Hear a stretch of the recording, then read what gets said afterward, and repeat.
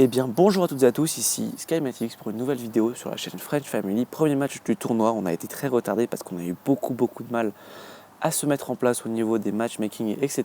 Et il y a eu quelques désistements, du coup on part sur un tableau à élimination directe. Et bref, première guerre de clan entre Ask Force et COC Elite. Je ne vous dis pas pour l'instant qui a gagné, pour les petits vicieux, il y a un moment dans la vidéo où on le voit. Et pour commencer, on part sur la présentation des clans. J'ai préféré laisser ça aux chefs de clan eux-mêmes qui sont donc partis sur une présentation plus personnelle. Je me suis dit que ça serait plus professionnel, etc. Puis moi, je vous retrouve tout de suite après pour quelques gameplays. Ça va être le feu. Allez, c'est parti. Bonjour à tous les adeptes de Clash of Clans, je souhaitais dire merci à Skyman6 de diffuser ce tournoi et de nous laisser présenter nos clans. Je suis donc Skulganon, chef actuel de COC Elite. On peut dire que notre clan a des origines plutôt mystérieuses en fait, puisque sa création date d'une époque où aucun de nous n'y était encore présent. Il est passé entre plusieurs mains de chefs pour finir dans celle d'une équipe qui est soudée et qui souhaite faire progresser à travers nos valeurs les plus importantes, c'est-à-dire le respect, le partage et la bonne humeur. Ici, il n'y a pas vraiment de résultat individuel, c'est ensemble que nous affrontons victoire et défaite. Et c'est cette équipe soudée qui est à l'origine de notre inscription à ce tournoi. D'une part pour changer de l'ordinaire, vivre ensemble cette expérience, et d'autre part pour progresser plus vite vers le haut niveau en profitant de cette occasion pour nous confronter à de bons clans et éprouver notre cohésion. Pour ce faire, nous avons aussi demandé de l'aide à des clans alliés, Troutbaland, FH' et Lioz Sevspar, que je remercie ici pour leur aide afin de former une équipe complète. Plus spécifiquement, à propos du clan, nous nous formons à toutes les compos qui sortent au fil des mages pour maîtriser leur déroulement, que ce soit le Govaloon, le Govalog, le Gowival, le Guiehog, ou en passant aussi par le HBG ou le HHBG, que nous préparons en ce moment. Et nous nous conseillons et nous tenons tous informés via Line afin d'être préparés au mieux. Nous participons à ce tournoi avant tout pour l'expérience qu'il va nous apporter, et bien sûr pour tenter de le remporter, même s'il y a fort à faire en face. Sur ce, bon visionnage à tous, et que le meilleur gagne. Bonjour à tous, je me présente, Jonks, chef du clan AskForce. Alors AskForce, qu'est-ce que c'est aujourd'hui? C'est tout d'abord mon deuxième clan que j'ai dû créer début 2012 pour être un clan anti-AFK, prenant les valeurs du respect des membres et des demandes. Depuis que les guerres de clans existent, nous sommes passés clan GDC non-stop. Aujourd'hui nous sommes clan level 10 et nous participons au tournoi de la French Family organisé sur l'été 2016. J'en profite quand même pour faire une spéciale dédicace à l'ensemble de mes adjoints, passés et présents, sans qui, eh bien, tout bonnement, le clan ne serait pas là aujourd'hui. Voilà, donc merci à vous, merci à tous, et surtout bon tournoi, et que les meilleurs gagnent. Et donc maintenant que le baratin des chefs est passé, on peut passer maintenant au gameplay. Première attaque, c'est donc Jon Snow. Donc je vous ai sélectionné 3 gameplays par équipe. Ça fait quand même 6 gameplays pour une vidéo d'environ 20 minutes. Donc je pense que c'est assez pas mal, on va dire. Je pense que c'est une bonne vidéo au niveau du temps.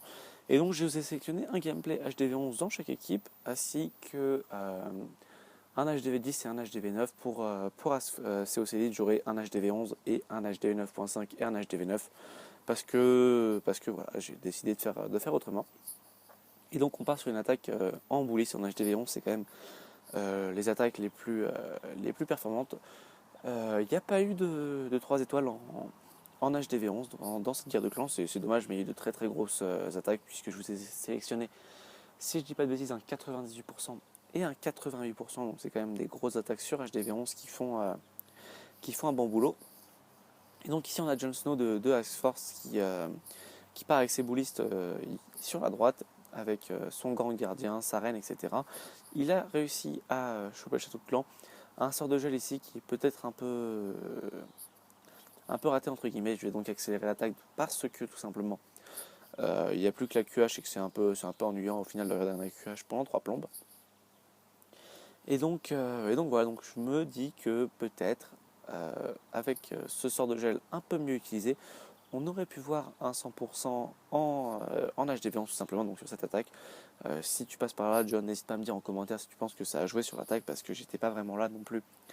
C'est pas moi qui tapais sur l'écran à essayer de gérer le truc. Ah mais non, pardon, donc ça c'est le 80, c'est pas le 98%. Donc non, je pense pas que ça aurait joué sur l'attaque, mais bon, ouais, c'est toujours bon à savoir. Bref, donc voilà, donc maintenant on va passer au second gameplay, donc toujours en HDV11 cette fois. On part sur notre ami Urban, donc le numéro 1 de COC Elite, qui va attaquer Jon Snow avec son anti 3 étoiles. Donc bien sûr, je le rappelle pour ceux qui ne sont pas au courant, mais je vais montrer quand même pas mal de gameplay sur les différentes guerres de clans. Et il est donc important tout simplement de changer de village régulièrement pour éviter toutes sortes d'espionnage ou la façon dont vous voulez appeler ça.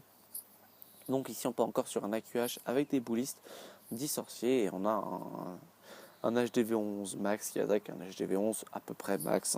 Ça joue plus grand chose à ce niveau-là, sauf peut-être, quoique s'il y a l'Arc X de niveau 2 et il y a les Tours de l'Enfer de niveau 3, mais c'est quand même un gros village qu'on a en face, quoi. C'est pas n'importe quoi.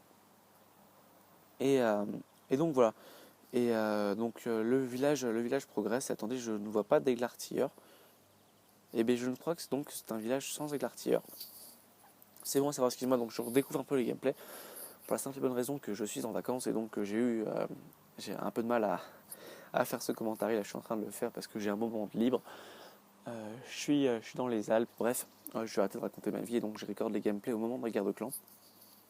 Et c'est donc, j'essaie de m'en rappeler du mieux que je peux. Bref, donc on a un paquet de boulistes en bas qui a suivi son bonhomme de chemin. Le problème c'est qu'on a eu un coup de mortier qu'on a décimé quelques-uns. Et à part ça on a notre reine là-haut qui se balade. Pareil avec son AQH, donc je vais aussi accélérer l'attaque bientôt parce que voilà. Regarder un AQH pendant 3 plombs, je pense pas que ce soit le plus intéressant. Il y a des choses plus intéressantes à voir disons, dans la vidéo que de voir une reine taper quelques bâtiments avec les guérisseuses derrière.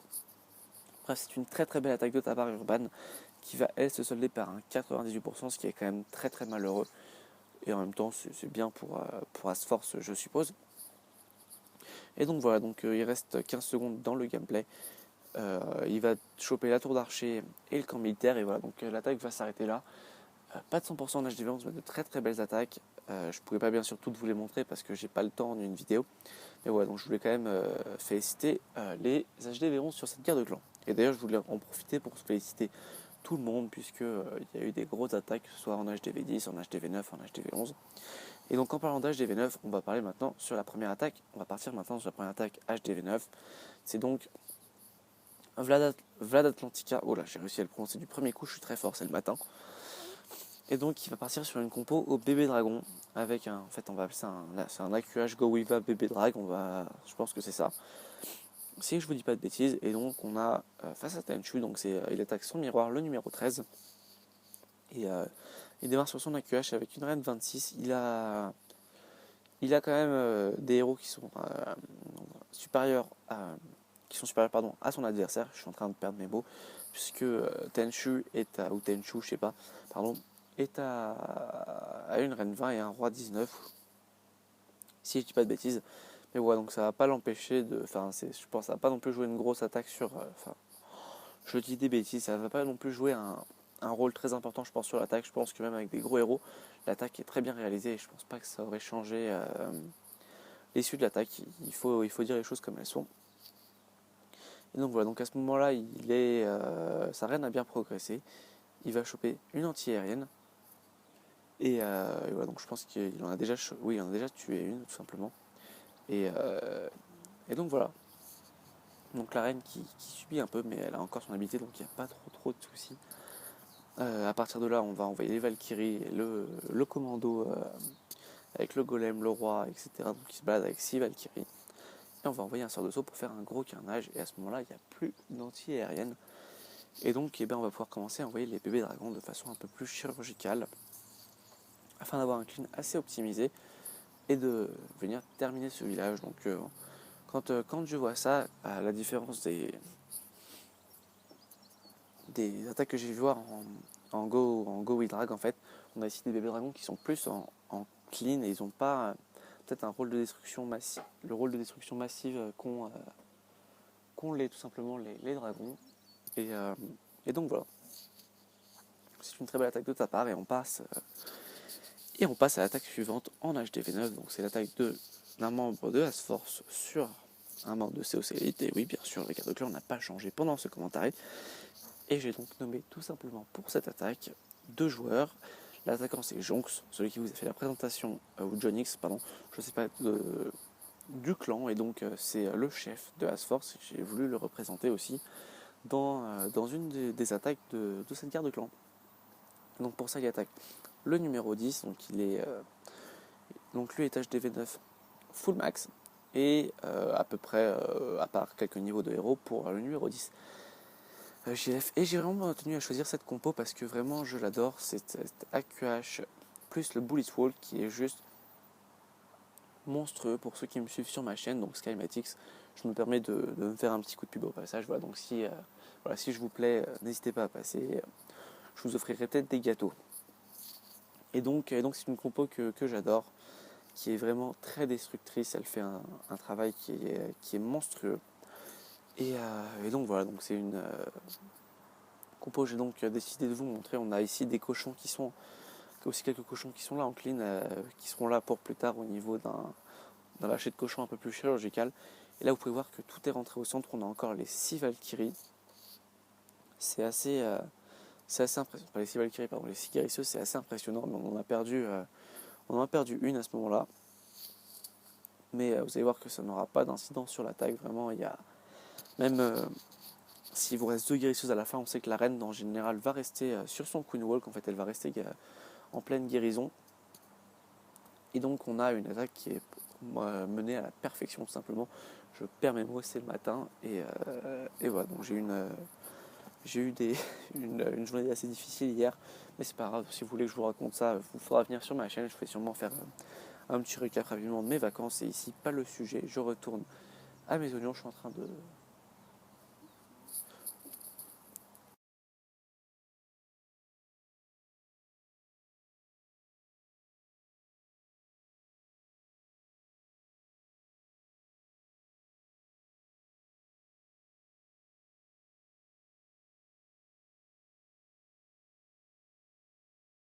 Bref, donc désolé pour cette petite ellipse, justement les aléas du direct, quelqu'un qui est venu discuter avec moi, et donc j'ai dû arrêter ce commentaire. Mais donc on revient dans le vif du sujet avec maintenant les attaques HDV10.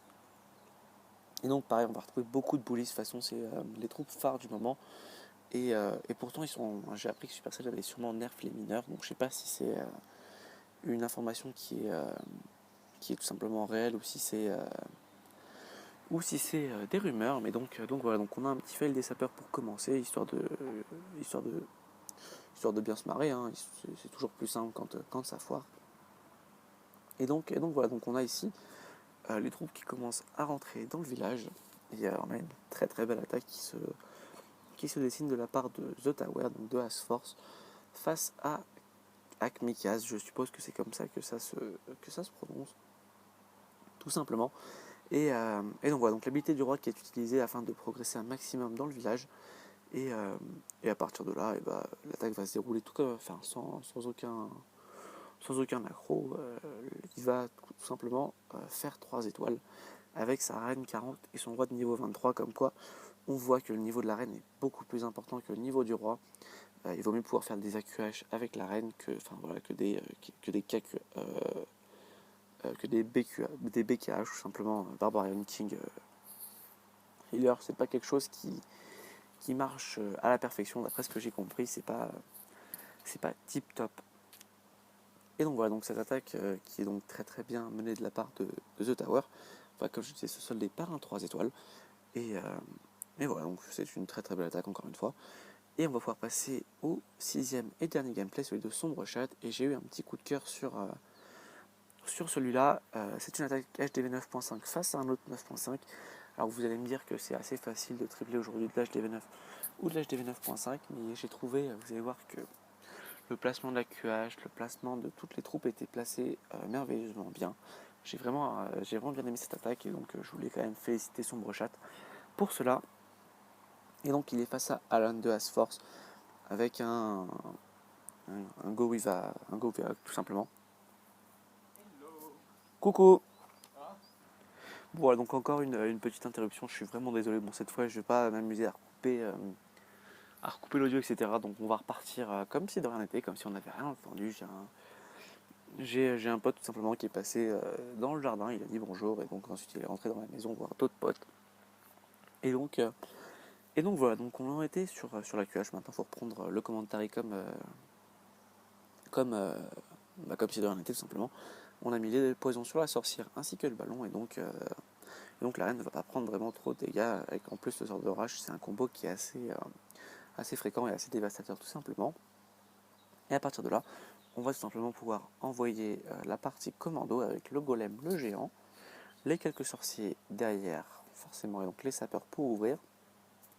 Et tout de suite après, une fois que cela va être fait, et bien clean, on va pouvoir envoyer les Valkyries au centre avec 2 sorts de saut pour faire une ouverture maximale sur le village. Et vous pouvez voir qu'ils attaquent vraiment à l'opposé de l'arène. Mais c'est des Valkyries de niveau 5, donc elles font un carnage qui est assez énorme. Et donc on peut vraiment se permettre d'attaquer très très loin de l'arène. Ici on a un sort de soin sur les meilleurs sorts de soin sur sa reine qui était un peu foiré, mais c'est pas grave. Vous allez voir qu'il va quand même en plus, malgré ça, venir tripler le village, qui montre encore une très très belle attaque. Les cochons sont lâchés à l'opposé de l'arène. En fait, le temps qu'ils arrivent, vous allez voir que la reine aura eu le temps. Non, j'ai rien dit, la reine n'aura pas eu le temps de mourir. J'ai dit de la merde, mais ça va donc pas changer quoi que ce soit. À l'issue de l'attaque, on a un sort de saut ici qui va permettre à vos Valkyries de rentrer dans le compartiment de la reine. Et donc voilà, donc c'est une très très belle attaque de ta part. Je suis vraiment comblé, je l'ai trouvé très très joli. Et donc voilà, donc la vidéo touche à sa fin. Il va maintenant être l'heure de découvrir les résultats de la guerre de clans. En attendant, j'espère que cette vidéo vous aura plu. Si c'est le cas, n'hésitez pas à vous abonner à la chaîne Friend Family. Il y aura d'autres fois récap.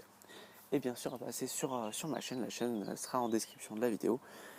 Si je vous ai plu, enfin voilà, j'ai été pas très très dynamique aujourd'hui. J'étais un peu la tête dans le... Hein, j'ai pas le droit de dire ce mot, pardon. Et donc voilà, donc n'hésitez pas à passer. Je suis souvent un peu plus en forme sur ma chaîne. Donc voilà, donc très belle attaque de ta part. Et les vainqueurs, je tiens à féliciter Asforce, qui a fait une très très belle guerre de clans, et COC Elite qui a fait un paquet de 98 et 99%, qui a entraîné la perte de la guerre. Sur ce, je vous dis à plus pour de nouvelles vidéos. Allez, ciao, bye bye.